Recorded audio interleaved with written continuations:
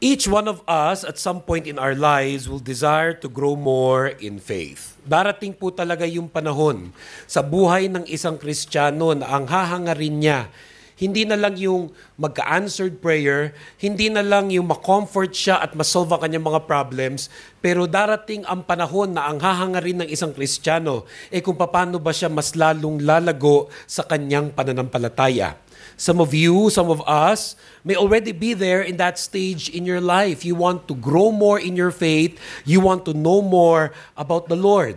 You find yourself every now and then having questions. In fact, not just one question, but even many, many questions that you know only God can answer. You're excited even to come to church, to worship services like this, knowing that as you listen to the Word of God being preached, maaring makatagpo ka ng kasagutan sa marami mong mga katanungan.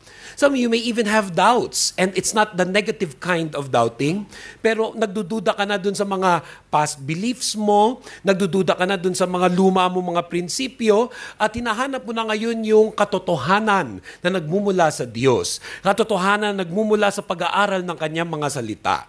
Some of you may already be in that stage in your life. You want to grow more in your faith. And praise the Lord if you have this desire, this hunger for more of the Lord in your life. And even for those who may not yet relate to this, even for those who may not yet be in this situation, I believe in time, God will give you this desire as well. Amen. And for today, this afternoon, ito po ang focus ng ating message. The title of our message for today, How We Can Grow in Our Faith. The title of our message for today, How We Can Grow in Our Faith. Minsan pa po tayo yumuko, pumikit, manalangin sa Panginoon, and let us commit to the Lord the study of His Word. Aming Diyos at aming Ama, nagpapasalamat po kami sa inyo sa aming pananambahan today. We thank you, Lord, for this place, for the people who are with us. Thank you for everyone who's in this room right now. Pero higit sa lahat, Panginoon, salamat sa presensya ninyo sa aming buhay. Salamat na ikaw ay Diyos na buhay at makapangyarihan sa lahat. Na alam namin maging sa oras na to, nandito ka. Kasama ka namin, Panginoon. At sa inyo po namin itinataas lahat ng aming mga kahinaan, lahat ng aming mga problema sa buhay, ang mga iniisip, all of that we surrender to you, Lord. And I ask you that you may use me as your speaker, that everything that shall come out of my mouth will be words of encouragement, comfort, guidance, and blessing for your people. And I speak against the devil. I come against Satan in Jesus' name and declare him defeated. Hindi siya magtatagumpay sa buhay ng iyong mga anak.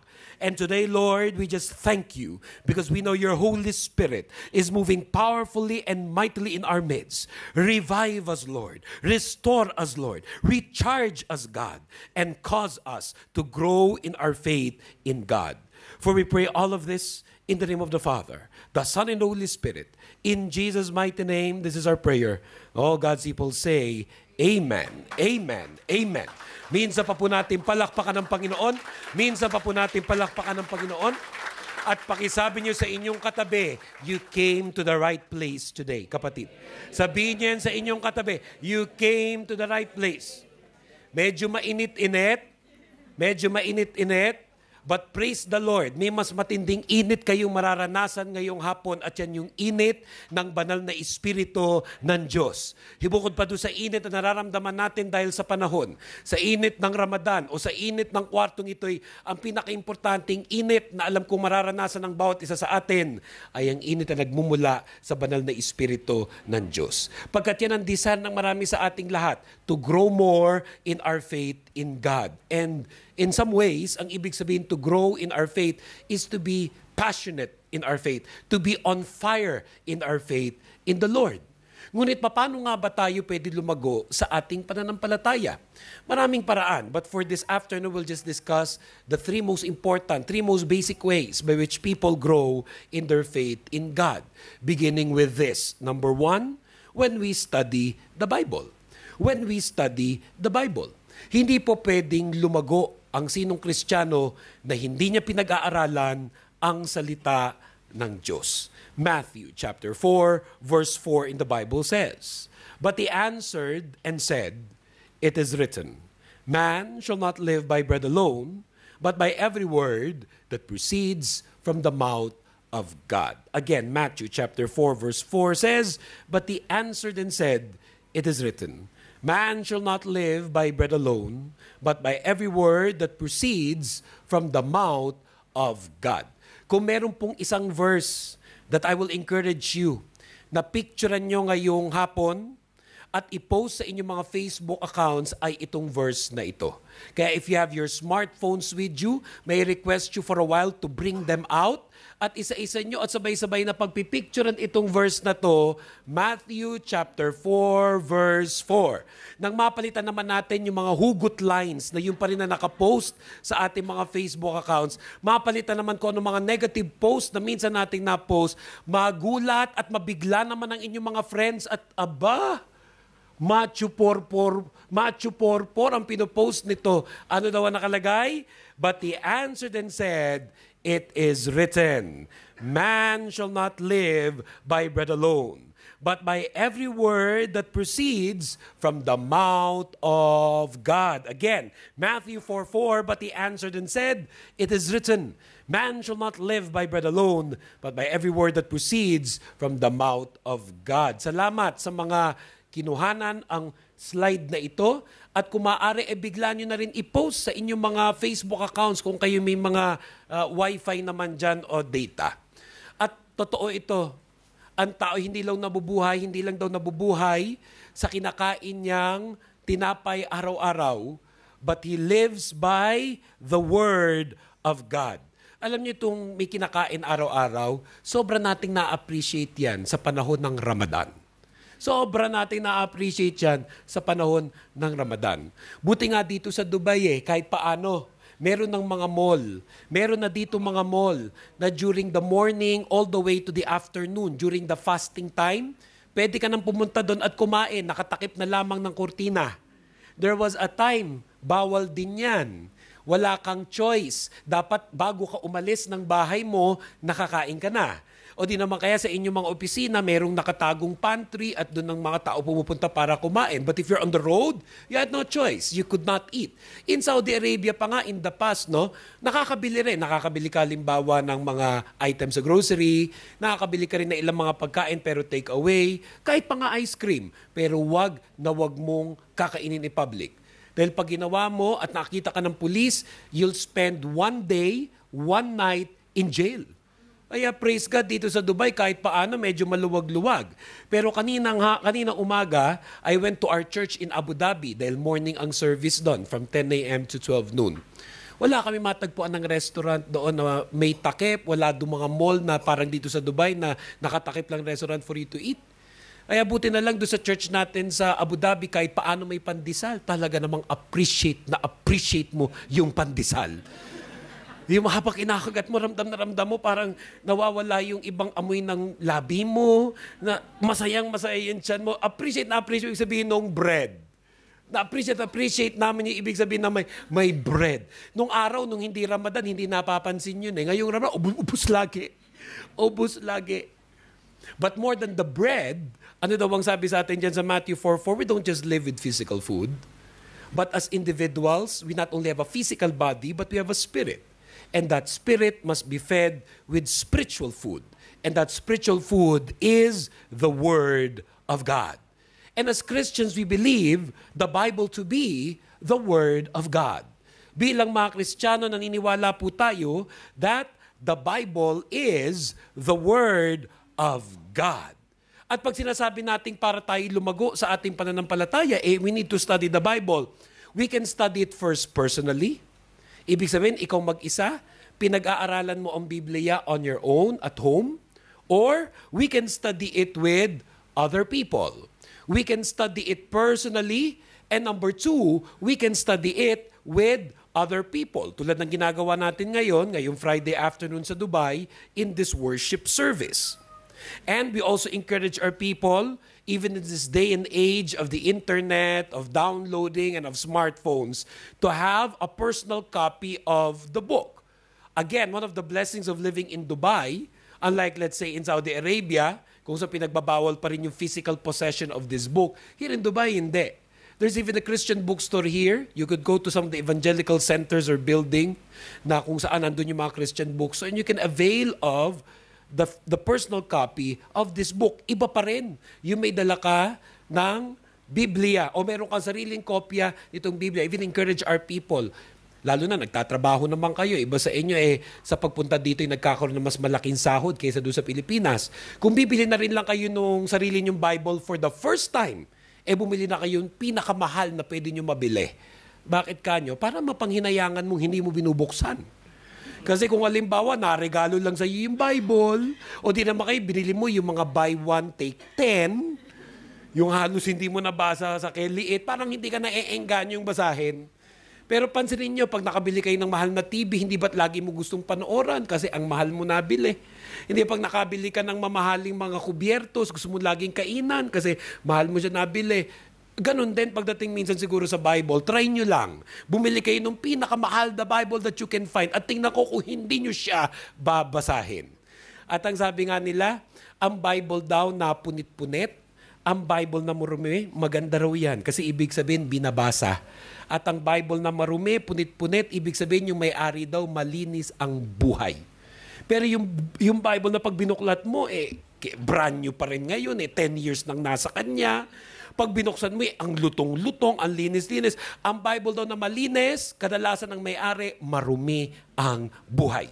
Kaya alam nyo na ang dapat yung gawin pag-uwi. Pag pupunit-punitin nyo yung mga Bible ninyo, pag ipupunas-punas, ikayod sa mga alikabok ng mapaghalata ang binabasa ito. But we encourage our people have a personal copy of the book. And yes, of course, even with your smartphones, dahil yan naman ang pinaka-handy ngayon. On your smartphones, you can download Bible versions, many Bible versions. Iba na yung may kopya kayo also on your smartphones. Lalo na dyan na naman umiikot ang ating mga buhay. We can read it, but know that you can also listen to it. Dahil meron din mga tinatawag na audio versions ng Bible. Kaya para doon sa parang mga effort masyado yung pagbabasa, don't worry, meron pa ring audio Bible wherein you can play them either as applications o di naman kaya even on YouTube. In other words, we live in a day, we live in a time na wala ng excuse para hindi mo mabasa ang Biblia. Para hindi mo mapag-aralan ang Biblia. E di lalo na ngayon na kung meron kang hunger, lalo na ngayon if you're desiring to grow more in your faith, you cannot grow apart from studying the Bible yourself. What happens when we study the Bible? Many things. Una na dyan, of course, is that we get to know Jesus. One of the things that happens when we study the Bible is we get to know Jesus. Ang Biblia, tulad ng encyclopedia, kung natatandaan pa ng ilan sa inyo ng mga John Da, mga Thunders, kung ano encyclopedia, di ba nung araw, yan yung mga from A to Z, ang lalaking mga aklat, kadalasan ng mga lolo't lola natin, o di kaya kahit halimbawa the internet or YouTube, kung saan there's just a vast array of knowledge available. Sometimes that's how people view the Bible as a book. Parang ang daming laman, daming kwento, ang daming facts and figures. Doon pa lang nabobore na yung iba to go into it. But when we realize na hindi naman ang ibig sabihin ng pag-aaral ng Biblia, babasahin mo dapat from cover to cover. When you realize that about you becoming a theologian, when you realize that about you becoming religious, but it's about us getting to know Jesus. It's about us getting to know the Lord.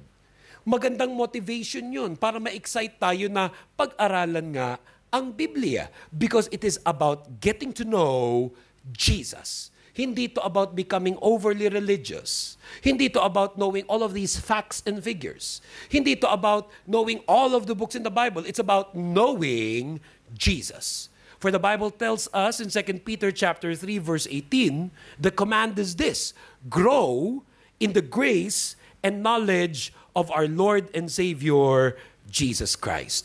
Grow in the grace and knowledge of our Lord and Savior, Jesus Christ. Yun yung command. Yun yung command. And the verse further says, to Him be the glory, both now and forever. Amen. Ang utos hindi lang naman yung magpakadalubhasa.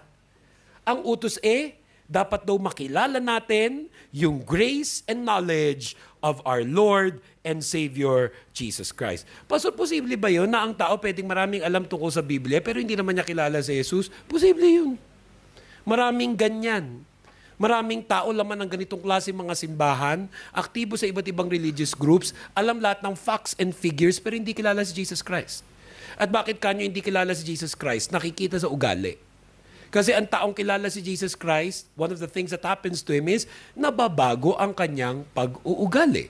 If there's one thing that changes in a person is that yung kanyang character, yung kanyang attitude, yung kanyang pananaw, yung kanyang pakikitungo sa kapwa-tao, he becomes more humble, he becomes more loving, he becomes more and more like Jesus.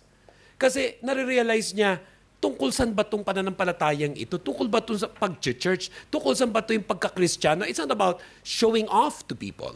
It's not even about impressing our relatives. Sometimes it starts that way. Mapakita natin sa mga magulang natin, yan ma, masaya ka na, nagsimba ko, ha?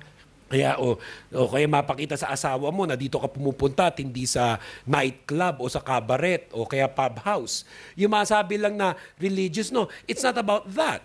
To us, going to church is not about impressing anyone else. Going to church is not about feeling good about ourselves. Going to church is about knowing Jesus. Amen.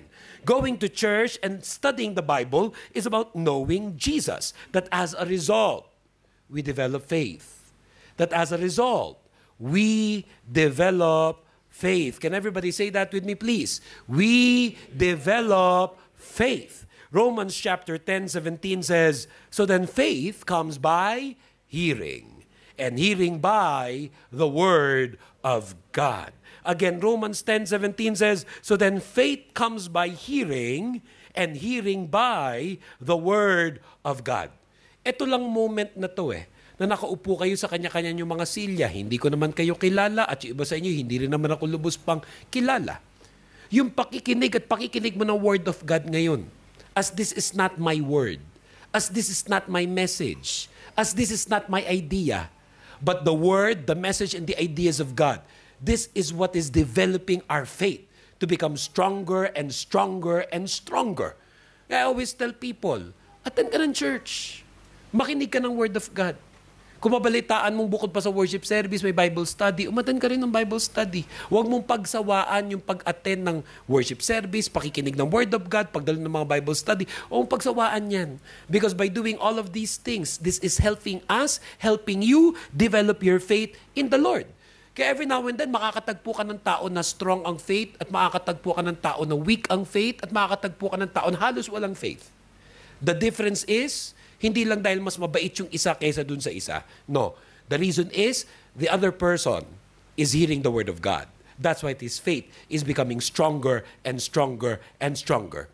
You tell me your problems, you tell me your prayer requests, you tell me your trials, your testings and challenges, and I will tell you, listen to the word of God. I will tell you, hear the word of God. I will tell you to study the Bible. Because by studying the word, that develops your faith.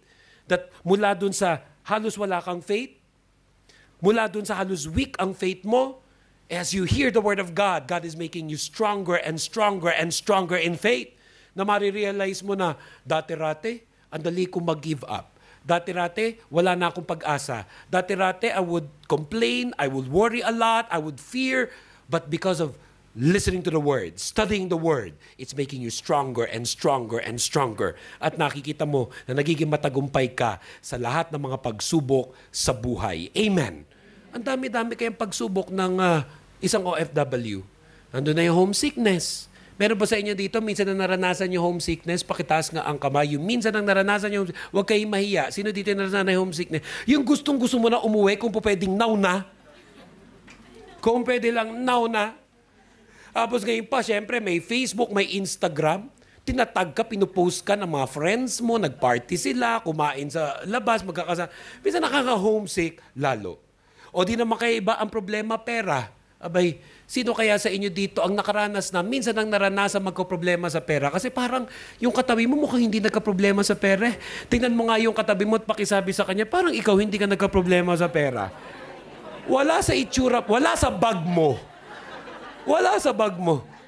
Minsan dito ka sa Dubai, nakakalito, ganda-ganda ng bag. Ang mga tatak Michael Kors. Ang mga tatak Prada. Louis Vuitton. Siyempre pala, 1 taon ng puro Lucky Me lang ang kinakain yan. Mabaya, hulugan. Hindi pa pala tapos ang bayad niyang bag na yan. Ay nako, napakaraming OFW pag narinig mo yung kwento. Mas malaki naman ang kinikita kaysa nung nasa Pilipinas, pero bakit dito nabaon sa utang? Bakit dito nakulong? Minsan hindi lang naman dahil materialistic o irresponsible sa buhay. Minsan ang dami rin kasi tinutulungan. Alam mo naman sa atin, isang OFW, yung buong kalye niya, siya bumubuhay doon. Ang alam mo, kaya ka naririto, matulungan ng nanay at tatay mo. Mamaya, nanay at tatay mo, anak, kung mo kalimutan yung auntie mo, o mo kalimutan yung pinsan mo sa auntie mo na kapatid ng uncle mo, yung humaba na yung listahan. Kaya sa kagustuhan mo na mapagbigyan ng nanay, pagbigyan ng tatay, yun nga, nabaon na nabaon at nagkaroon ng maraming financial difficulties. We understand this, you know this. Ano doon din yung struggle minsan na ama nakakasama natin sa accommodation, nagtitiis tayo dahil para makatipid. Ang isang kwarto na dapat 4 lang, paano nagkasya 20 doon sa loob? Yung double deck, naging triple deck. Diba? Nakapasok na kayo siguro o nakatira sa mga ganyang klase accommodation. Yung pagbukas mo ng piton, ang kapal nung hangin. parang wala ba exhaust dito?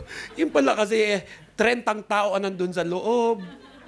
Bawal huminga, bawal din na gumawa ng ibang mga bagay na makabalaghan.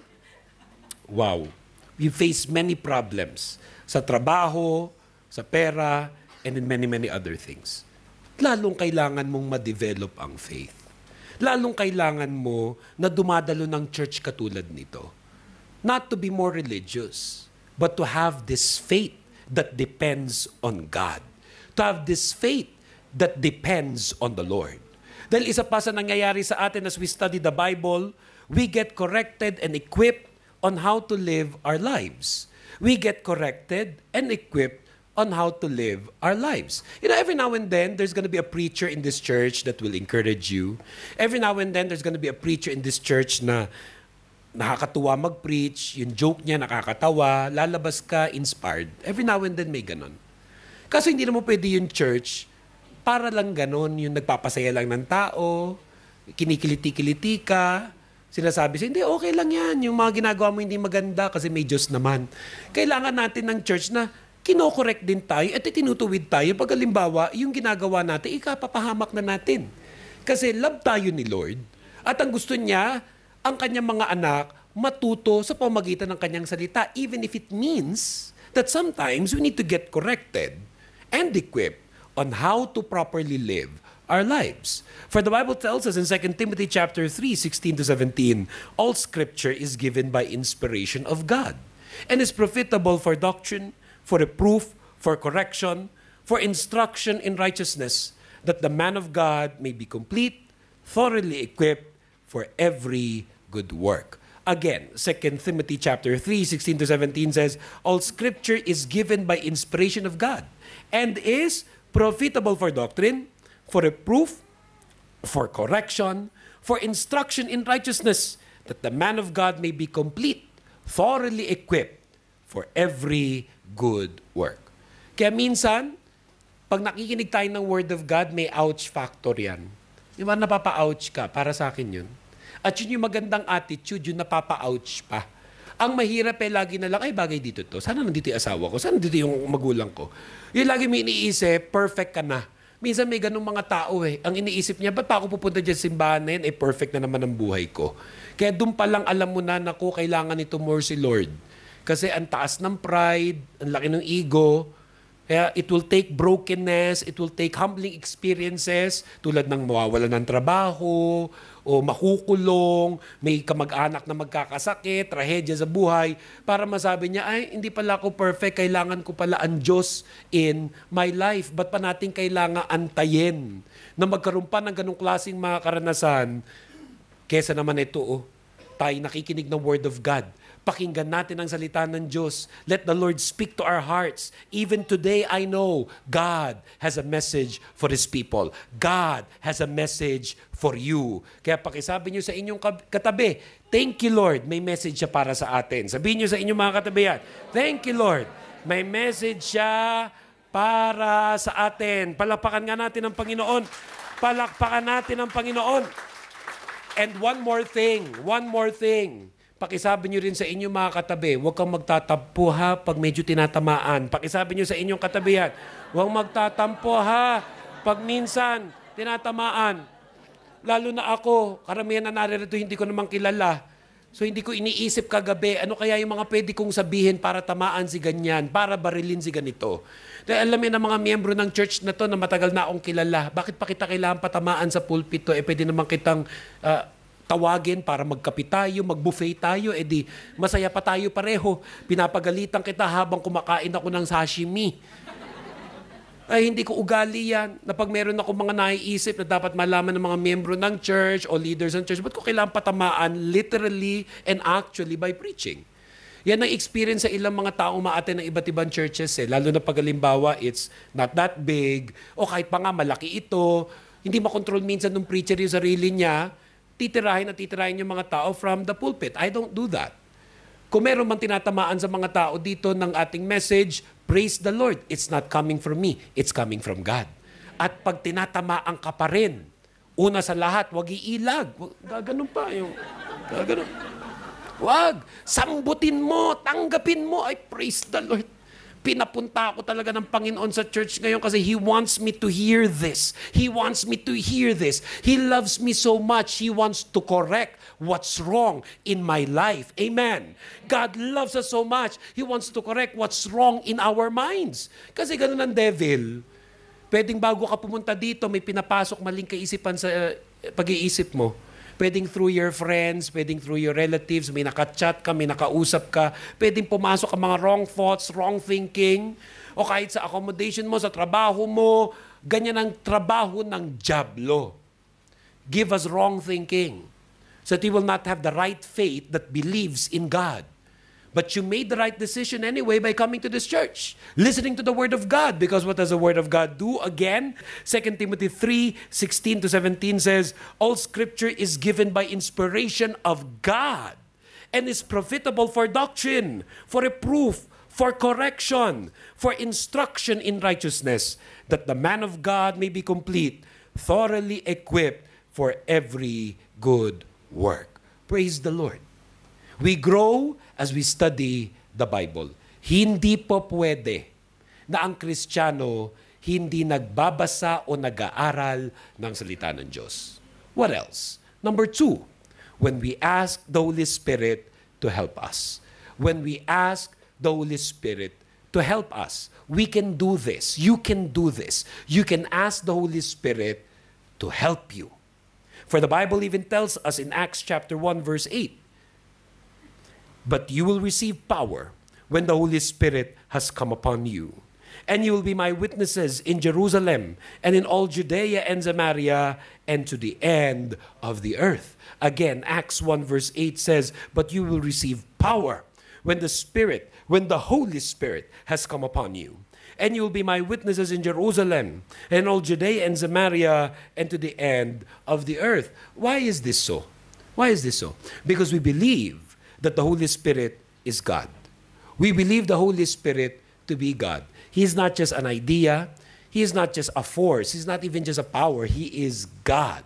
And the reason why we will receive power, because this power comes from God Himself. God wants to empower us. He does not want us to be powerless Christians. He does not want us to be powerless Christians. He does not want us to remain weak. He wants us to be strong. He wants us to receive power from the Holy Spirit. And because we recognize that the Holy Spirit is God, we can develop a personal relationship with Him. We can develop a personal relationship with the Holy Spirit. A relationship that is growing, a relationship that is intimate, a relationship that is passionate. You and I, we can have a personal relationship with the Holy Spirit. Sa totoo lang, nakakainggit yung mga Kristiyano na intimate ang relationship nila sa banal na Espiritu ng Diyos. Yun dapat kainggitan. Hindi dapat natin kainggitan yung ibang mga tao pag ang dami nilang pera. Hindi dapat natin kainggitan yung mga tao pag halimbawa may magaganda silang kotse. Hindi dapat natin kainggitan yung mga mahal natin sa buhay pag parang umaasenso sila. In fact, dapat maging masaya tayo para sa kanila. We should learn to be happy for people we love if they're advancing in life. Alisin natin sa ating puso yung mainggit tayo sa material things. Pero kung meron isang bagay, at ito pa pala, dapat, at lalo huwag yung kainggitan yung asawa ng may asawa. Diba? Kainggit naman siya, sana yung asawa niya, asawa ko rin. Hindi pa pwede yun. Mabuti na magkalinawan tayo ngayon pa lang, bago pa kung sa mapatungo tong message na ito. Bukod sa material things, yan dapat na hindi ka naiinggitan. Ay, nakakaingit naman yung asawa ni sister, matipunong-matipuno, baka pwede na ma-share. Hindi pa pwede yun. Hindi pa pwede yun. Naku, dito sa abroad, kadalasan ganyan nangyayari doon sa iba, gusto manghiram ng isang umaga. Manghiram ng isang gabi. Yan ang mga hindi dapat kinaiinggitan.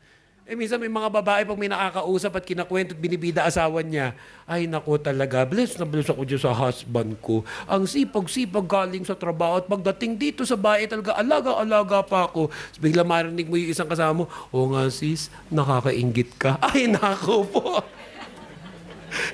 Kabahan ka pag biglang nainggit yung kapitbahay mo sa masipag mong asawa. Masama yung naiinggit. Sabihin nyo sa katabi nyo yan. Masama yung naiinggit. Sabihin nyo sa mga katabi nyo yan, lalo na kung kainggit yung asawa at boyfriend ninyo. Masama daw yung naiinggit. Pero kung merong isang bagay na pwedeng kainggitan, kainggitan natin yung iba na malapit sa Diyos. Kung meron isang bagay na dapat kainggitan, pag naka-encounter ka ng mga taong, ba't ito ang lapit niya sa Diyos? Ba't ito napaka-intimate ng relationship sa Holy Spirit? Bakit siya lang? Hindi po pwedeng siya lang. Pati ikaw pwede ka rin magkaganon. Dahil iisang Diyos yan na ating tinatawagan. Kaya kung yung Diyos natin na ating tinatawagan niya, close sila, bakit hindi ikaw pag tumawag, maging close ka din sa Holy Spirit? Amen. And God wants us to be close with Him. Gusto ng Panginoon maging intimate yung ating relasyon sa Kanya. And when people are intimate with the Holy Spirit, if their relationship with God is growing, then we know this. We can pray to the Holy Spirit. Then we know this. We can pray to the Holy Spirit. Kasi yung iba, pag nag-aaral ng Biblia, iniisip nila parang kahirap basahin. Kay kapal nung libro. Kung nga graduate ka ng elementary, high school, college, hindi ka nagbuklat ng aklat ni minsan Graduate ka lang dahil sa friendship. Kung meron ka isa natutunan very early in life, make good friends. Diba? Kung sino ang mga dapat tabihan. But as believers, you can understand the Bible. You can know what the Bible is saying. Even what this preacher is saying to you right now because of the Holy Spirit. Praise God. Kung nakaka-encounter ka every now and then na isang magaling na preacher, ang husay mag-explain, nakakatuwa mag-explain, lumalabas ka sa worship service, blessed na blessed ka. Praise God kung nakaka-encounter ka na ganyang preacher. Sometimes that's 1 in a million. Sometimes that's 1 in a million. Pero just in case lang, hindi ka maka-encounter ng ganong klaseng preacher, all is not lost. Because at the end of the day, it is not the preacher who is blessing you, but the Spirit of God. So when you have this intimate relationship with the Holy Spirit, kahit sino pa yan mag-preach, magugulat ka kahit sino pa yung magbasa ng Word of God. Ganun ka-powerful ang Word of God. It will never return void, but will accomplish the purpose for which it was sent. And as you are dependent on the Holy Spirit and not on man. Ako bilang preacher, my role and my goal is to not make you dependent on me. My role as a preacher, as a pastor of this church, is to make you dependent on God. To make you dependent on the Holy Spirit. For you to develop this growing faith in Him. What happens when we ask the Holy Spirit to help us? What happens when we ask the Holy Spirit to help us? These things. First, He will teach us and remind us. That's what the Holy Spirit does. He will teach us and remind us. John chapter 14 verse 26 says, "But the Helper, the Holy Spirit, whom the Father will send in my name. He will teach you all things and bring to your remembrance all that I have said to you. Again, John 14:26 says, but the Helper, the Holy Spirit, whom the Father will send in my name, He will teach you all things and bring to your remembrance all that I have said to you. Kaya ako bilang preacher, naku, wala akong pressure na dinalagay sa sarili ko. Na dapat kung gaano kahusay yung preaching ko kaninang umaga sa Abu Dhabi, dapat malampasan ko yon sa preaching ko ngayon sa Dubai. Dapat kung every week nagpipreach ako, dapat every week mas lalo kayo nabibilib sa akin. Wala akong ganyan-ganyan pressure. In fact, every time I will go and preach this particular Friday, alam ko it's all the Lord. And all I have to do is prepare and depend on Him, and the rest is up to God. The rest is up to the Holy Spirit of God. As I am dependent on the Holy Spirit, I'm teaching our people to be dependent on the Holy Spirit as well. Kaya pag ikaw pupunta sa worship service na ito at you ask the Holy Spirit, teach me, Lord. Hindi ka lalabas sa worship service na to na empty. Hindi ka lalabas sa worship service na to na lito. Hindi ka lalabas sa worship service na ito na wala ka natutunan. Hindi pwedeng mangyari yon. Because at the end of the day, it is the Holy Spirit who will teach us. It is the Holy Spirit who will teach us. At bukod pa doon, ano sabi? He will remind us. He will remind us. Again, John 14:26, but the Helper, the Holy Spirit, whom the Father will send in my name, He will teach you all things and bring to your remembrance all that I have said to you. Abay, bakit ba ganon? Una, pag tinanggap natin si Jesus bilang ating personal Lord and Savior, ang Holy Spirit nananahan sa ating pagkatao. Ang Holy Spirit bumababa sa ating pagkatao. He is inside of us. And as He lives in you, your body is a temple of the Holy Spirit. Isa sa ginagawa ng Holy Spirit, una, pag halimbawa may gagawin kang mali, may gagawin kang kasalanan, mararamdaman mo yan, parang namamasma kamay mo, tumataas ang balahibo mo, you don't feel good, hindi konsyensya yun. Yung Holy Spirit yun, nagbibigay sa ng conviction. Ang tawag sa Bible nun, nag-grieve ang Holy Spirit. Ang tawag sa Bible nun, nag-grieve ang Holy Spirit. Kaya pag halimbawa, Kristiyano ka na, may plano kang gawing masama, yun ang mararamdaman mo. Pero pag halimbawa, Kristiyano ka na, sa tingin mo, akala mo ha, at may gagawin kang masama, tapos masaya ka pa, hindi ka pa Kristiyano nun. Dahil kung may gagawin kang masama, binabalak mo pa lang, pero ang saya-saya mo, ang ibig sabihin nun, si Satanas ang nananahan sa iyo. Kasi, ayan na, nagre-rejoice, gawin mo na yung mali. Pero pag believer, pag Christian, papunta ka na sa kadiliman, ramdam na ramdam mo, mali. Yung paa mo parang napapaatras. At kahit nakarating ka na dun sa kadiliman, at yumayakap ka na sa isang taong hindi mo dapat yakapin. Kung mamaya-maya, 5 kamay na ang umaabot kung sino-sino pa ito. Ramdam na ramdam mo, dapat kang pumiglas. It is the Holy Spirit grieving inside of you. And what else? It is the Holy Spirit who will remind you, who will make you remember, who will remind you and make you remember. You are now a child of God. And you have the strength that comes from Him to overcome all kinds of temptations, to overcome all weaknesses and struggles, and to be victorious over all your problems. The Holy Spirit inside of you will remind you today that you are listening to this preacher who will remind you of the verses you've heard right now and will tell you that God inside of you will give you the victory to overcome all of your challenges in life. Napakasarap that we ask the Holy Spirit to help us. Because when you ask Him to help you, He will help you. When you ask the Holy Spirit to help you, He will help you. Furthermore, He will guide you in all the truth. He will guide you into all the truth. John 16:13-15 says, when the Spirit of truth comes, He will guide you into all the truth. For He will not speak on His own authority, but whatever He hears, He will speak, and He will declare to you the things that are to come. He will glorify Me, for He will take what is mine and declare it to you. All that the Father has is mine. Therefore I said that He will take what is mine and declare it to you. Again, John 16:13-15 says, when the Spirit of truth comes, He will guide you into all the truth. For He will not speak on His own authority, but whatever He hears, He will speak, and He will declare to you the things that are to come. He will glorify me, for he will take what is mine and declare it to you. All that the Father has is mine. Therefore I said that he will take what is mine and declare it to you. Ang daming knowledge ngayon. YouTube lang eh. Magsimula ka sa isang link. Meron ba sa inyo minsan ang naranasan na may sinundan na kasunod na link, sinuggest na link hanggang sa 3 oras ka na palang nanonood sa YouTube.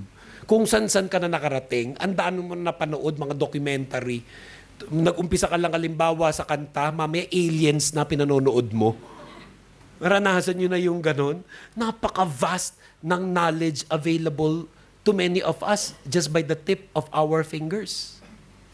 At kahit yung Biblia, parang ang daming dapat aralin, pwedeng aralin, dapat aralin.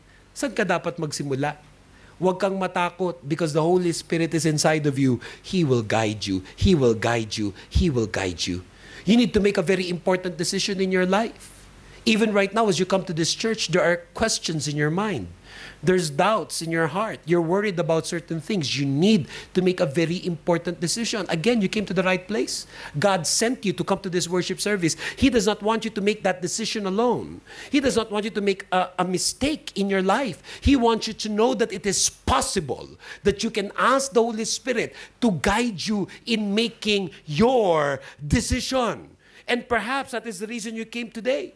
Perhaps that is the reason God allowed you to come today. How God allowed somebody to invite you to come to this church. Ayaw niya magkamali ka sa iyong desisyon. Because God is reminding us today, you can ask the Holy Spirit and He will guide you. And finally, number 3, we grow in our faith as we become part of a church. We grow in our faith as we become part of a church. This is the mystery of Christianity, that it is not about being alone in a religion. Christianity is about being part of a community.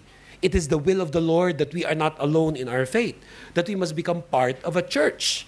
Matthew chapter 16 verse 18 says, "Now I say to you that you are Peter," which means rock. "And upon this rock I will build my church, and all the powers of hell will not conquer it."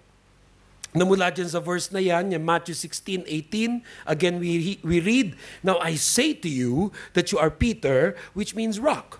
"And upon this rock I will build my church, and all the powers of hell will not conquer it."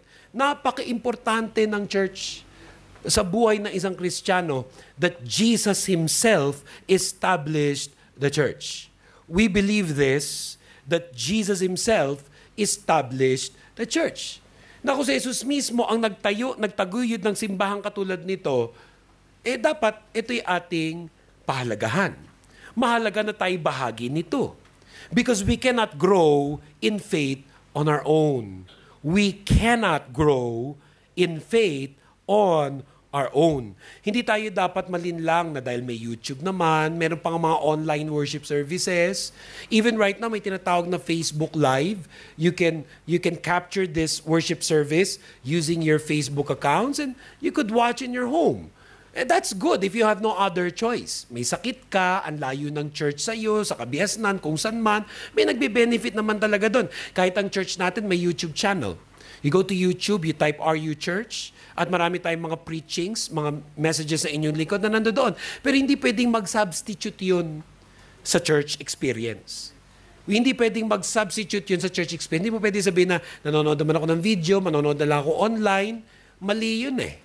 It is important that Christians are part of a church. We cannot grow in faith on our own. Basahin nga natin yan. Let us proclaim and declare this sabay-sabay. 1, 2, 3, go. We cannot grow in faith on our own. One more time. Let's say it. We cannot grow in faith on our own. We need to help each other. We need to help each other. Sa totoo lang, kailangan matutunan nating sabihin yan, we need help. Kailangan matutunan natin sabihin ito, I need help. Sometimes, meron sa atin, ma-pride. Sometimes, meron sa atin, mayabang na. Sometimes, meron sa atin, mali ang pananaw sa buhay. Kaya, ang iniisip mo, kaya mo sa sarili mo. But we need to learn to say this. Kailangan matutunan natin sabihin yan, I need help. Sabihin nga natin yan together. 1, 2, 3, go. I need help. At natutuwa ang Panginoon. Natutuwa ang Panginoon pag naririnig niyang sinasabi natin yan na kailangan natin ng tulong sa paglago sa pananampalataya. And may I add further? May I add this? Lalo na sa marami sa atin na matagal nang nag-church. Lumaki na sa mga Christian churches. Nagpapalit-palit na ng mga churches sa Pilipinas at kahit dito sa Dubai, sa Middle East. Wala namang masama eh. From this church, minsan nalilipat ka to another church, may ganyan na tayo experience. Nagsastart pa lang ang church na to, may mga umaten sa atin, bagong-bago ang church, lumipat from another church. We welcome them. At nagkaroon na rin tayo ng karanasan ng mga umaaten ng church na to, nagpaalam sila at pumunta to another church. That happens. Kaso hindi po pwede yung lipat ng church. Dahil baka mapapansin mo doon, ang may diferensya na hindi yung mga churches na nilipatan mo, baka may diferensya na ikaw na. Because we need to understand this. We must not be discouraged by the negative experiences of people with the church in the past. We must realize that we must not be discouraged by the negative experiences of people with the church in the past. Kasi wala talagang perfect church. Baka dati perfect yun, nung lumipat ka, naging imperfect. Ganon talaga yun. Halimbawa, for example, preacher. Meron mga preacher na mahuhusay. Pero may mga araw din na not a good day for them. Kaya kung nakatingin ka lang doon sa church na yun dahil doon sa preacher, darating araw, mapapaalis ka rin. Kasi paano kung hindi siya nagpe-perform at 100% performance every time na nakikita mo siya? Doon ko, halimbawa, kadarating ko lang ulit kahapon, galing Hong Kong, galing Singapore. Isang buong linggo kong bumiyahe. Alam niyo naman ang Hong Kong at Singapore, wagas na lakad dyan. Pag napatira ka ng matagal sa Middle East na ang tao dito mula sa bahay, sakay sa kotse, metro, bihira lakad. Sa Hong Kong, lakad ng lakad. Sa Singapore, lakad ng lakad. Hindi ba napansin, pumayat ako? Sige na, magbigyan niyo na ako. Yung 4 na araw nakakalakad, naku, ang sakit sa paa. Sakit sa paa. Windang na windang pa ako. Yung buko nga medyo lumalaylay pa konti. Kailangan iakit ko konti dito. And a week before that, galing ako sa Pilipinas. A week before that, galing ako someplace else. So may mga araw na hindi ako at my peak performance. I could have probably prepared better. I could have probably been in a better state. So may mga panahon na may mabibless sa akin. May mga panahon na meron din na mabibless sa akin. Kaya kung pumupunta ka lang dahil nabibless ka doon sa preacher, that's wrong. Kung pupunta ka lang dahil nabibless ka sa music, o paano yan? Ramadan. Wala talaga tayong choice. May ilang mga simbahan dito, ipinagpupumilit na kahit saan sila nasa hotel. Hindi, binabantayan tayo na Holy Spirit. O yan, wala na sila sa mga hotel nila. Diba? Pero wala kang choice. 4 na linggo tayong ganito, walang banda kasi bawal. Kasi bawal. Eto nga, naghahanap tayo ng mas magandang venue natin nang hindi na kayo pumapaypay. Ang gusto ko yung, nagpapahanap ako talaga sa mga leader natin, maghanap naman kayo ng hotel na sa sobrang lamig, kailangan naka-comforter ka pa nag-worship service. Yan po talaga ang pinapahanap ko, yung ganun, yung halos 0 degrees na. Paano na kung ganito talaga simbahan natin? Wala, dito pa naman sa Dubai, ang hirap makahanap ng venue. Lahat ng mga gandang venue, may nakapwesto na doon. Alam mo, ipag-pray natin, Lord, sana matanggal sila. Kapatid natin yun sa Panginoon. So kung pumupunta ka lang kasi komportable sa iyo, di problema na pag hindi na siya komportable. Paano na pag nagkaroon ka pa nakatampuhan? Na nangyayari yan. Na every now and then, may nakakatampuhan ka sa worship team. Diba? Talaga naman to si sister, siya lang lagi nagmamic, hindi nagpapahiram ng mikropono. May mga tao napalipat sa mga simbahan dahil lang sa mikropono. Ba't hindi ka kasi bumili ng sarili mong mikropono nang hindi na kayo nag-aagawan sa mikropono? O di kayo hindi nabate, hindi napansin. Alam mo, minsan nangyayari yan. Hindi ka pinansin kasi sinadya, hindi ka napansin kasi hindi ka lang napansin. Ayun na. Nasusugatan ng damdamin, may sasakay pang ibang mga tao, may sasakay pang demonyo, napapaisipin sa mga maling pag-iisip, eto ka na naman, lilipat ka na naman ng church. Again, I'd like to be clear about this. Walang masama yung may lilipat ng church. Nangyayari talaga yan, and I don't demonize people who leave our church. In fact, I always tell them, I will continue to pray for you and my door is open. Kung dumating man ang panahon na mapaisip mong babalik ka ulit at dumating ng ating simbahan, lagi yan, everywhere, anywhere. Pero bago ka mag-decide ulit na gawin yan, yung maglilipat na naman ng church, sabihin mo sa sarili mo, eto na naman, lilipat na naman. Panibagong pakisamahan na naman, panibago na naman pag-akit doon sa ministry at kung ano-ano pa. Lalo na kung leader ka na sa ministry, ang mga churches, hindi ka naman basta-basta nagiging leader dyan. So pwedeng naging leader ka sa ministering ito, lilipat ka, aalis, di syempre babantayan ka rin nila. Alam ba maraming mga churches, binabantayan yung mga leader na galing sa ibang mga churches, lumilipat sa kanila, iniisip nila, leader na to, ba't lumipat ito? Yung probably may diferensya yung church na yun, may diferensya yung pastor na yun, pero hindi imposibleng wala rin din itong diferensya. Kaya pagdating mo, iniisip mo, teka, ano kaya hatid nito? Biyaya o pagsubok? Walang perfect church.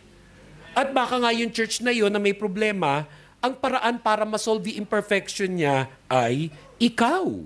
Marahil ikaw pa lang isa sa mga nakakakita ng kakulangan niya, ikaw rin ang gagamitin ng Panginoon para ito ay maitaguyod. Ako, wini-welcome ko lahat, kahit yung mga galing sa ibang mga churches. But I tell them, allow the Lord to heal your heart. Nang sa gayon kung ano man yung negative experience mo in the past church, magamot ka doon at makapagsimula ka muli. Pero halimbawa, naririto ka na at meron din tayong mga kakulangan, we must understand this, that there is no perfect church. We must understand this, that there is no perfect church. We can become part of a church not only to grow, but listen to this, but to help it grow. We can become part of a church not only to grow. Yung kasi minsan ang mahirap, may lalapit sa akin, sasabihin, o bakit ka nilipat sa church? Gusto ko po kasi mag-grow. Doon pa lang alam mo na talagang hindi nag-grow. Kasi umabot ng napakatagal na panahon, ang iniisip pa rin niya, paano siya mag-grow. Ang tao pag tumatagal sa pananampalataya, ang iniisip na niyan, hindi lang paano siya mag-grow, kundi paano sa pamagitan niya, mag-grow din yung church. Eh di kung alis ng alis ang mga tao, paano talaga maitataguyod ang isang simbahan? Lalo na kung nakikita mo na meron itong kakulangan, meron ganitong kahinaan, marahil ikaw ang gagamitin ng Panginoon para yung church na yon mag-grow. We must understand this. In spite of our imperfections, in spite of our lack, we are an improving church. And furthermore, we are better and stronger together with other believers. We are better and stronger together with other believers. Huwag mong hayaan na ma-discourage ka dahil sa mga past experiences mo with Christians and with Christian churches. Hindi pare-pareho yan. Talagang laging may pagsubok. Ganon talaga ang buhay. Kahit saan may kabiguan. Ganon talaga ang buhay. May kabiguan sa ganitong kumpanya. Minsan nagtrabaho ka abroad, ang taas-taas ng expectation mo. Pagdating mo dito, ang mga tao pala dito, mga tamad. Ang mga tao pala dito, minumura ka. Tinatawag kang you, little brain. No, minsan nga, no brain pa. Ano mo, dati little lang, ngayon no brain pa. O, sasabihan ka ng mga ibang lahi. Ay, patatratuin ka na hindi maganda. Ganun talaga buhay. Ganun talaga buhay. Pag punta ka na Amerika, may ganyan din pagsubok. Punta ka na Australia, may ganyan din pagsubok. Sa Pilipinas, umalis ka, may pagsubok. Lahat ng lugar may kabiguan. Minsan, binoyfriend mo to, akala mo ito na, langit, yung pala, lupa, mami, napalipa, impyerno rin pala siya. Langit, lupa, impyerno, impyerno. Minsan ganun ang buhay. Minsan ganun ang buhay. Kailangan tanggapin natin ang katotohanan na ang buhay ay may kabiguan. Pero hindi pwedeng every time na nabibigo ka, ang instinct mo, give up. Hindi pwede every time na nabibigo ka, ang instinct mo mag-resign. Hindi pwede ang instinct mo tumigil o umalis. Even when it comes to faith, even when it comes to the church. Because what happens when we become part of the church? Number one, we get to be led by spiritual leaders. We get to be led by spiritual leaders. Ito yung malaking pinagkakaiba nung nag-church at hindi nag-church eh.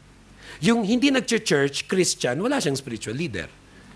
So there's nobody leading you spiritually. Saan tutungo ang pananampalataya mo? That is not the design of God. The design of God is that there is a church. He raises up leaders and we follow these spiritual leaders. For the Bible tells us in Hebrews 13 verse 7, remember your leaders who taught you the word of God. Think of all the good that has come from their lives and follow the example of their faith. Again, Hebrews 13 verse 7. Remember your leaders who taught you the word of God. Think of all the good that has come from their lives and follow the example of their faith. If there's one instance na mahalaga yung tumitingin ka sa tao is tinitignan mo sino yung spiritual leader in that particular church. When we say, don't look to people, look to God, we say that para wag tayong matisod pag halimbawa meron tayong nakikitang kahinaan sa iba't ibang mga taong uma-attend sa church. Because the church is like a hospital.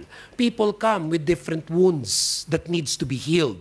Kaya minsan may nakakatabi ka, may sapak. Minsan may nakakatabi ka, may topak. Minsan may nakakatabi ka, may toyo. O, iisipin mo na lang lagi, look to God, look to Jesus. Baka yan pinagagaling pa ng Panginoon. Baka on the way na yan to the surgery room. Nagkataon lang na napadaan ka sa emergency room. Diba? Yung ibig sabihin natin, don't look to people, look to Jesus. But when it comes to spiritual leadership, hindi naman pwedeng you don't look to the spiritual leader. Hindi rin naman pwede sabihin ng leader, don't look to me, look to God. Pasensyahan nyo na ako.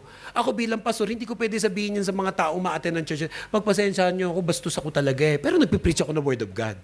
Pasensya na kayo, talagang nagwo-walk out ako. Pasensya na kayo, moody ako. Pasensya na kayo, talagang abusado ako. Hindi ko pwede sabihin yun. I'm a spiritual leader.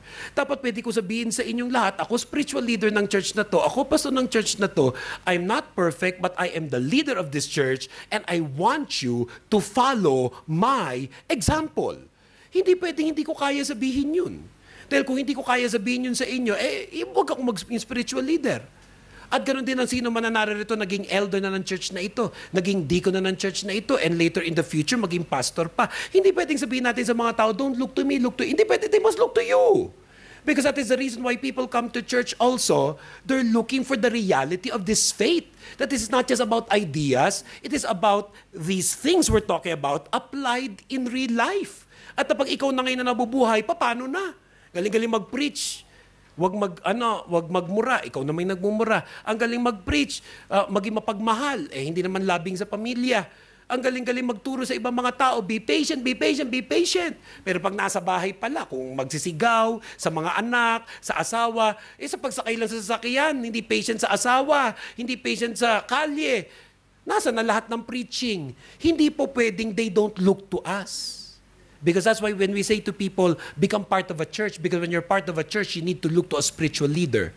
And you need to be able to say, I want to follow that spiritual leader. Kasi dadalhin niya kami sa Panginoon. Dadalhin niya kami sa paglago sa pananampalataya. Again, Hebrews 13 verse 7 says, remember your leaders who taught you the word of God. Think of all the good that has come from their lives and follow the example of their faith. May dalawa pang lesson dito. First, lesson sa ating mga spiritual leaders. We need to level up. Sino man dito na spiritual leader na sa church tulad ko, pastor, elder, deacon, o ministry, you need to level up. Hindi pwedeng mabuhay tayo na hindi tayo magiging magandang patotoo sa mga nakatingin sa atin. Mga pinangungunahan mo sa Bible study, mga pinangungunahan mo sa worship service, pinangungunahan mo sa ministry. Kailangan pag tinignan kanila, masasabi nila, I want to follow kuya. I want to follow ate. I want to follow that deacon, that elder, that pastor because nakikita sa kanyang testimony, nakikita sa kanyang buhay. At ano pa? Sa atin naman na part ng ganitong klaseng church, yan ang blessing that you're part of this kind of church. You get to see spiritual leaders in action. And who knows, in the future, you can become a spiritual leader yourself. May mga tao tayo ngayon, ang tawag natin mga under training. Preacher under training, leaders under training. God is not yet finished with them. Pero at some point, kailangan matanggal na yung under training at maging actual preacher, maging actual leader. And it's nice to know that you can become part of a church where we can be taught by people who are called by God to train others in the faith. It's nice to become part of a church where you are taught by people called to train others in the faith. That's one of the blessings na part ka ng isang church katulad nito. May mga tinawag si Lord within this church who are called by God to train others in the faith. The Bible says in Ephesians chapter 4 verses 11 to 16, at malapit na po tayo magwakas. Now, these are the gifts Christ gave to the church, the apostles, the prophets, the evangelists, and the pastors and teachers. The responsibility is to equip God's people to do His work and build up the church, the body of Christ.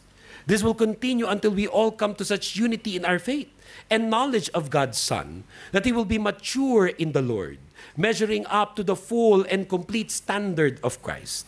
Then we will no longer be immature like children. We won't be tossed and blown about by every wind of new teaching. We will not be influenced when people try to trick us with lies so clever they sound like the truth. Instead, we will speak the truth in love, growing in every way more and more like Christ, who is the head of his body, the church. He makes the whole body fit together perfectly as each part does its own special work.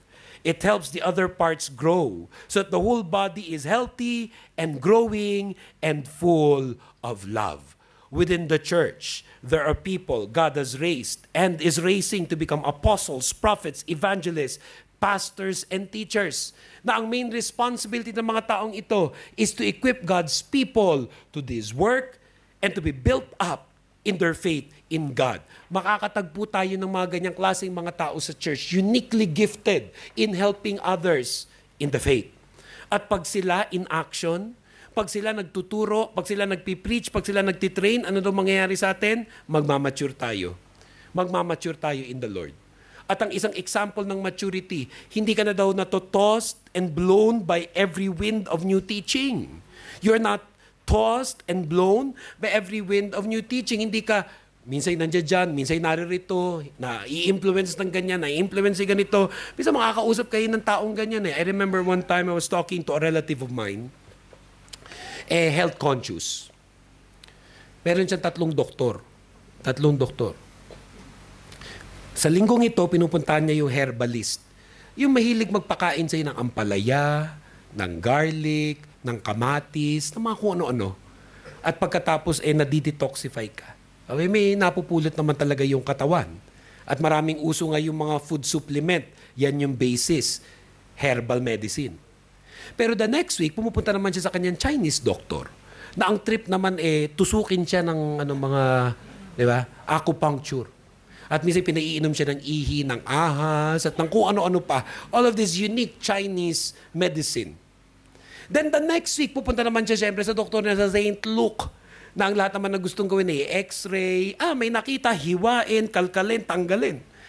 Many times, Western medicine, Chinese medicine, and herbal medicine, they contradict each other. Yung basis by which this medicine is being used in Western medicine, this operation is being done in Chinese medicine, yung basis or premise why they view certain sicknesses are totally the same. Di tinanong ko siya, sabi ko, hindi po ba kayo nalilito? Sabi ko, hindi naman. Bakit? Di syempre sinusunod ko yung sinihuli kong kausap. Kaya kung nag-usap sila ngayon, di herbal siya ngayon. O next week kausap niya, Chinese siya ngayon. O next week na, Western naman siya. Abay, minsan sa pananampalataya, ganun din yung marami sa atin. Ngayon, Christian. Next week, atheist.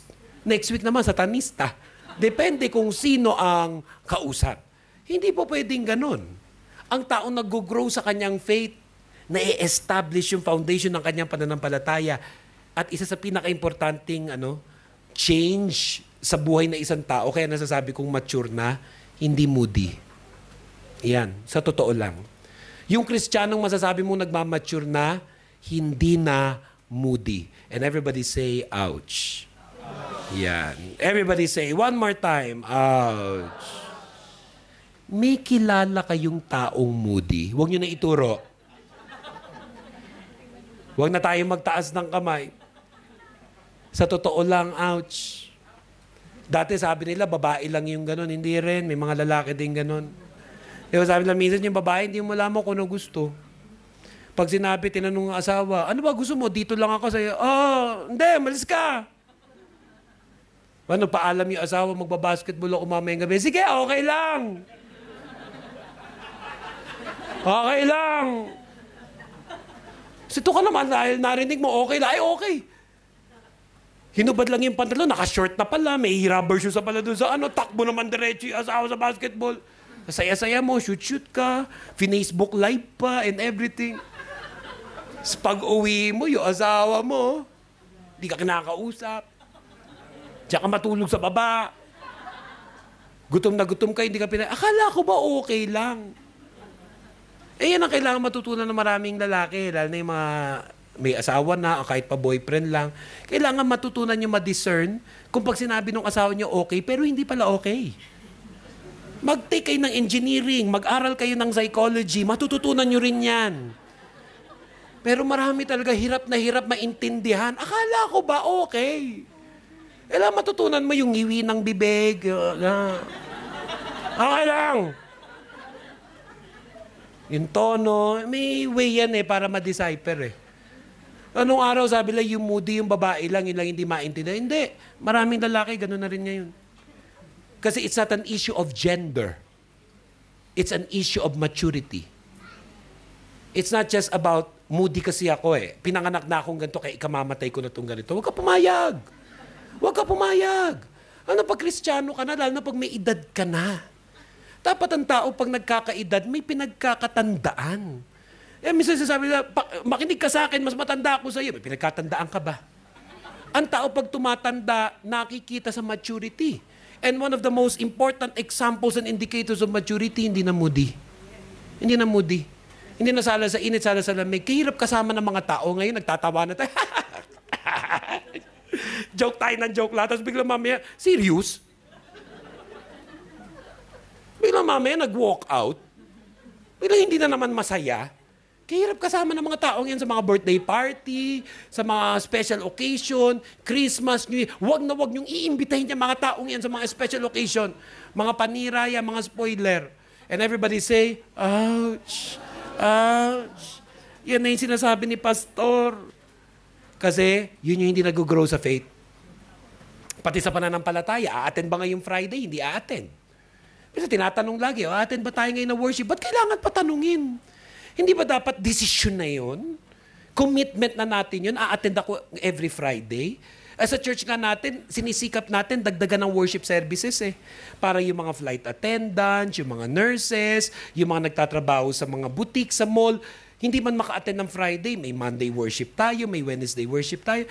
Dinidesisyon pa ba yun yung mag-worship ba tayo? Nasa mood ba tayo ngayon mag-worship? May ganyan ba kayo mga tanungan mag-iina, mag-aasawa, magkakasama sa flat? Pag alam mo may ganyan pang tanong, alam na this. Pakisabi mo sa iyong katabi, alam na. Ano tayo? Hindi dapat nakabase sa mood natin. Paano ka ang Diyos? Ganon din. Ibibless ko kaya to? Wag na. Wala ako sa mood. Paano na lang kung ang Diyos natin katulad natin? Abay, pupunta ka ngayong worship service, ikaw ang nasa mood, siya wala.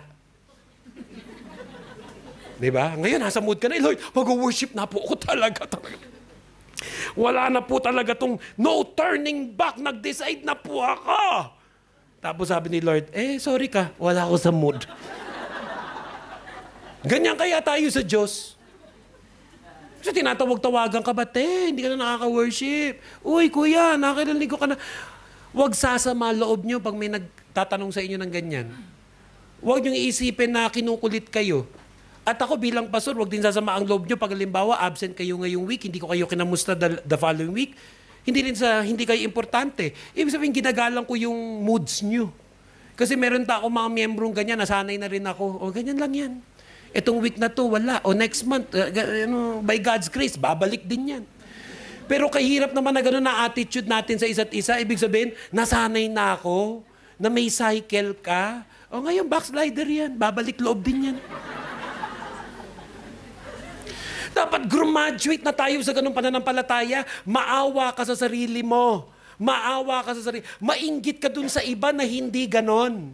Na yung faith nila, ang lakas, ikaw andudong pa rin sa little faith. Andudong ka pa rin sa inaalagaang faith. Nandudong ka pa rin sa pakikisamahang faith.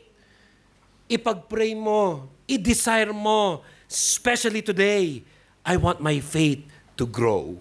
I want to mature. Sabi sa verse 15, instead, we will speak the truth in love. We will speak the truth in love. Ba't ba ako ganito mag-preach ngayon? Because I'm speaking the truth in love.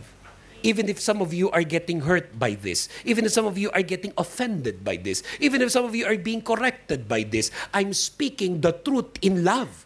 Dahil hindi pwedeng manatili tayo na wrong thinking. Hindi pwedeng manatili tayo na wrong attitude. Hindi ka pagpapalain ng Panginoon. Ako okay lang kasi ako right thinking ako. Ako right attitude ako. Kawawa, ikaw. Hindi naman pwede ako bilang pastor maging selfish. Hindi tayo pwede maging Christians, maging selfish. Ako, aandar ako aari at aari ako maglilingkod at maglilingkod ako Hahayaan ba natin ang bawat isa na manatiling hindi lubos na pinagpapala ng Panginoon? Because when you're part of a church, no matter how imperfect that church is, if you're part of a church, no matter how struggling sometimes that church is, we get to serve God. And in that church, train others to do the same. We get to serve God and train others to do the same. Alam niyo, sa totoo lang, sa pagiging Kristiyano, sometimes it's really very simple. Maging busy ka lang serving God, wala ka ng time para magdrama. Maging busy ka lang serving God, wala ka ng time para mag-worry sa buhay mo. Maging busy ka lang mag-serve sa God, wala ka ng time matakot, paano na kinabukaso na, paano trabaho mo. Kasi alam mo, you're serving God. At lahat na naglilingkod sa Panginoon kahit kailan, hindi niya pababayaan. Sino yung may panahon magdrama, mag-post ng mga hugot lines sa Facebook, ang mag-entertain pa ng thoughts of even giving up ministry or leaving the church? Yung hindi busy serving God. Yung hindi busy doing God's will is being made busy by the devil to think wrong thoughts. Is being made busy by the devil to think wrong thoughts. When you're part of a church, serve God. If you have doubts, you have fears, you have worries, surrender it to the Lord. And when you're dedicated in helping others grow in faith, halos wala ka ng time na magwalo in self-pity. Wala ka ng time na magdrama sa buhay kasi ang focus mo, paglingkuran ang Panginoon. 2 Timothy chapter 2 verse 2 is our last verse for today. You have heard me teach things that have been confirmed by many reliable witnesses. Now teach these truths to other trustworthy people who will be able to pass them on to others. Again, 2 Timothy chapter 2 verse 2. You have heard me teach things that have been confirmed by many reliable witnesses. Now teach these truths to other trustworthy people who will be able to pass them on to others. I will end with this message. The challenge for us tonight, desire to grow and mature. The challenge for us tonight, desire to grow and mature. Huwag kang pumayag na hindi ka lumalago sa pananampalataya. And the issue probably is not just about this church or you leaving this church to go someplace else. The issue is you making a decision. Lord, what's wrong with me? Anong dapat makorek sa isipan ko, sa pamumuhay ko, sa attitude ko? Baguhin mo, Panginoon, ang puso ko. This time around, I want to grow. I want to mature. Or maybe you came from another church and you're visiting this church for the first time, or you're looking for a church where to grow. I pray that God will lead you to become part of this church. I pray that God will lead you to become part of our church family. But I pray, higit dun sa maging part ka ng church na ito, mag-grow ka sa iyong pananampalataya. And it starts with you. It starts with you deciding and desiring in your heart, Lord, I want to grow. Lord, I want to mature. Maraming blessings na gusto ni Lord ibigay sa iyong buhay. Hindi ka pinapunta ng Panginoon abroad para maging miserable ka lang dito. Hindi ka nabubuhay sa bansang ito na walang purpose ang Panginoon. God has a purpose for your life. God wants to bless you more and more. And you receive that blessing as you grow and mature in your faith in God. Sabihin mo sa iyong katabi, gusto ka i-bless ni Lord. Sabihin mo sa inyong mga katabi, sa kaliwa, sa kanan, sa harap at sa likod, kahit hindi mo kilala yung mga nakapalibot sa iyo, magsabihan tayo niyan. Gusto ka i-bless ng Panginoon. But grow and mature in your faith in God. Let us bow our heads. Let us close our eyes. At minsan pa po tayo mananalangin sa Panginoon. Let us bow our heads, let us close our eyes. At minsan pa po tayo mananalangin sa Panginoon. Aming Diyos at aming Ama, salamat po sa hapong ito na minsan pa'y pinagsama-sama niyo po kami upang mag-worship sa inyo. Iba-iba po ang dahilan paano kami nakarating dito. Ang ilan sa amin dito na nag-church kaya nakasanayan na naming dumalo lagi. Meron sa amin dito naaya lamang bisita even for the first time. Pero alam namin, Lord, sa inyo walang aksidente. Pinapunta nyo kami ngayon dahil gusto mo kaming makapakinig ng iyong salita. At kung ano-ano man ang nasabi ng pastor ngayong hapon, alam namin ay galing sa inyo. Kaya mga kapatid sa Panginoon, I pray that even today, that you may open your heart and allow the Lord to heal it. Na kung ang puso mo may sugat, kung ang isipan mo may mga kakaibang mga pag-iisip, merong kalituhan, at nais mo ang Panginoon ang magbago nito, today is not an accident. He wants to renew your mind. He wants to heal your heart. Meron din sa atin napunta dito, nangihina ang pananampalataya. Nangihina ang pananampalataya dahil sa mga pagsubok. Meron ka mga problema ngayon. May pinagdadaanan kayo sa pamilya. May problema ka sa pera. May problema ka sa love life. May problema ka sa relationships. May problema ka sa ministry. You came to the right place because God wants to touch you once again. Restore and revive your heart. Huwag mong hayaan na matapos ang worship service na ito na hindi mo nasusuko sa Panginoon ang lahat ng iyong kabigatan sa buhay. And there are even some of us here who are asking God for something. You came here, you're asking God for wisdom, you need to make a decision. You came here, you're asking God for a miracle in your life. You came here, you're asking God for a blessing in your life. You came to the right place.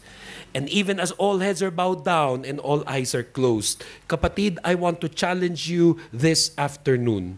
Manampalataya ka sa Diyos.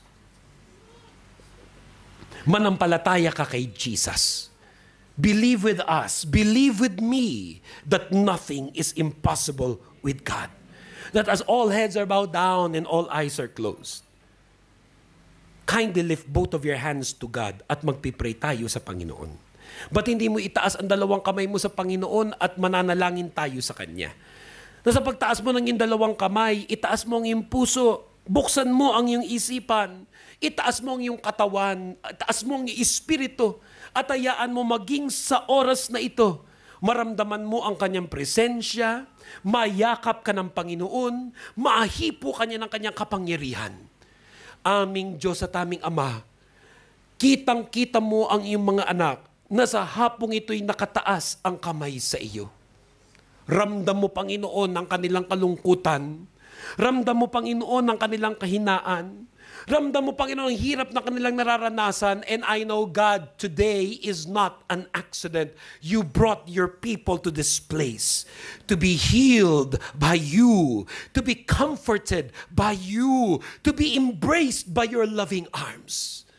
And I pray, Lord, today, as I am your servant, I pray that you bless your people.